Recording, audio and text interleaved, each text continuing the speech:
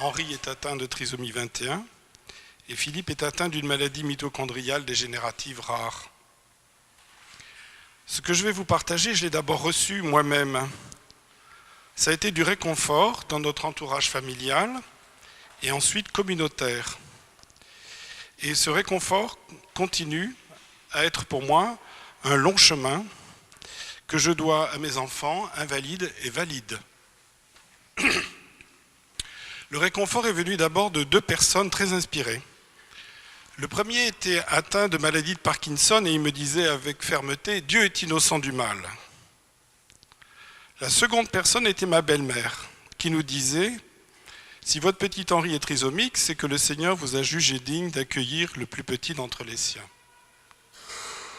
Ces deux paroles sont encore des piliers pour moi et il m'arrive de consoler des personnes qui vivent la même situation en redonnant ces paroles que j'ai reçues. Sans vraiment m'en rendre compte, ces paroles m'indiquaient une mission. Et c'est avec le temps que j'en ai pris conscience et que j'en ai compris le sens. J'ai été affecté par le poids de cette mission, mais je n'ai pas envisagé et je ne me suis révolté. Je n'ai jamais envisagé la révolte. En me mariant, le handicap était impossible. J'étais moi-même frère d'une sœur handicapée, ça ne pouvait pas encore arriver une fois. Mais quand Henri est né, je travaillais comme éducateur spécialisé auprès de handicapés. Je voyais le handicap chez les autres et je ne l'ai pas vu sur mon propre enfant. Et grâce à Dieu, on ne nous l'avait pas annoncé à la maternité, ce qui nous a permis d'accueillir Henri normalement. Puis est arrivé Philippe. Il est né avec sa maladie, mais ne nous est apparu qu'à l'âge de 11 ans. Nous avions remarqué quelques fragilités, mais nous n'étions pas alarmés.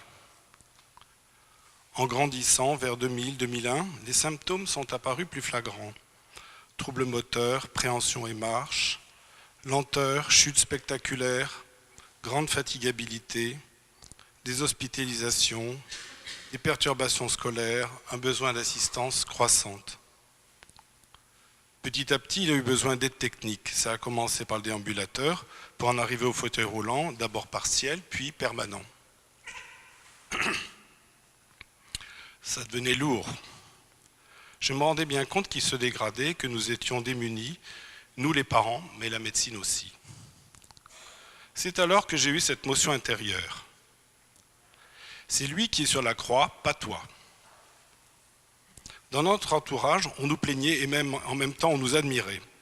C'était pénible et pas juste. Philippe ne se plaignait pas et ne se plaint d'ailleurs toujours pas. Face à tant de gravité, j'ai compris que mon seul devoir, ma mission, ma seule façon d'être, c'est de l'aimer. Je peux dire que dès l'instant où j'ai eu la motion, mon cœur a changé. Je veux dire par là mon cœur de père.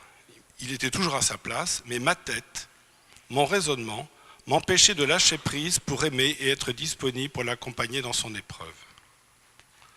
À son exemple, je ne peux pas me plaindre, et même je n'ai pas à me plaindre.